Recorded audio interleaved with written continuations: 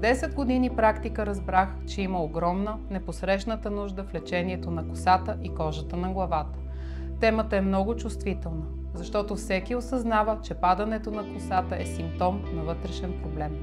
Все повече хора разбират, че състоянието на косата им е показател на вътрешното здраве и се обръщат към нас за съвет още при първите симптоми на косопад. Тогава медицината може да направи много, за да се спре загубата на коса.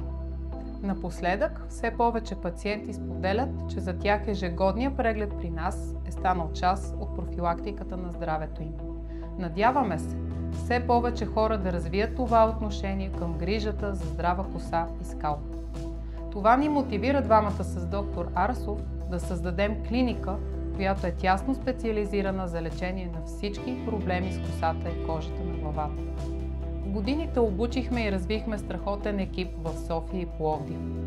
Изградихме партньорство с водещи лекари в областта на гинекология, ендокринология, хематология, микробиология и патоанатомия, за да дадем цялостен подход в лечението. Членството ни във водещи международни трихологични организации ни даде възможност да работим с най-ефективните препарати с доказан клиничен резултат.